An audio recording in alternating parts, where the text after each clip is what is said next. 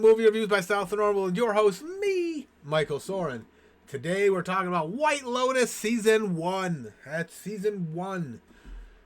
For all those of you unfamiliar with the White Lotus, it is a show over on HBO that follows the events over a course of a week in an exotic resort hotel chain known as the White Lotus.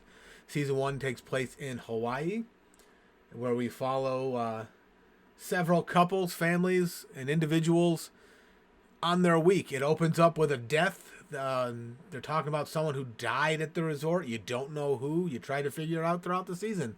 It's a good little adventure that Mike White creates. He, creator, director, writer, Mike White. He gets us going with the intrigue pretty quick because we're in the airport watching Plop from The Office. Witness a body being loaded into a plane, talking with couples asking where his wife is, and he's telling them to F off. So there is that. And we're like, oh man, his wife died. That's the first instinct you have. And then you go on this journey. It was enough to make me really want to watch season 2. There's some downfalls in season 1 that we're like, who cares? Like the son storyline of him sleeping on the beach and like falling in love with Hawaii and not wanting to leave was like, okay, it's a cool little story, but it doesn't really add much to the whole who died thing. If there was more intrigue with him on the who died thing involving his sister and his sister's friend, like if they were more at each other's throats than they were, might have been a little better. Otherwise he wasn't really needed. He was there to have the dad give some exposition in a safe way, some backstory, if you will, in a safe way. But yeah, it was nice little show Mike White created here. If you agree, let me know in the comments. Hit that thumb up button if you agree with me that Mike White created a great show with a lot of intrigue. There's some choices, like, I guess because they too real world, like too close with what's her name, Plop's wife, Alexandria Daddario. She basically they're on their honeymoon. He has his wife. He has his mom show up because he's not getting his way.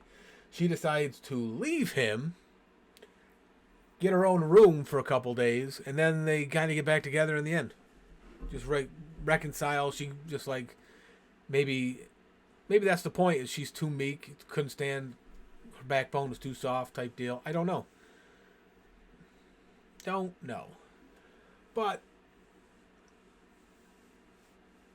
again, it was just they were a main focal point of the story, so it was some resolve to their story, and there was resolve to the family story of the mega rich whose daughters hate the mom and don't care about the dad, and then the friends fight over because the one friend isn't paying attention to her other friend enough. There's maybe some underlying notes of love between them that it goes unfulfilled. It's a one-directional thing. So her way of getting back is sabotage to her friend there, the Mosbacher kids, the daughter there. What's her name? Oh, Olivia Mosbacher, played by Sydney Sweeney. So it could be like she secretly loves her friend but doesn't know how to tell her that. And when her friend is off banging the busboy, it kind of just ruins that flame for her, so she has to get back at her whatever way she can. I don't know. But this one had the hotel manager this season, Armand, played by Murray Bartlett, that he was so engrossed in his job and over the top. Like, it's no surprise in the end how his story ends. 'Cause it's like you don't hate him. He's not really a villain. It's like the other people are villains. But he goes so drastic in one direction. You're just like, wow. Yeah, that makes sense. They chose him. But that's just my opinion. It was kind of disturbing to see him take a dump in a suitcase. Don't know if that was virtual dump or legit Murray Bartlett pooping in a suitcase. I'm really not sure. Writing-wise, it was...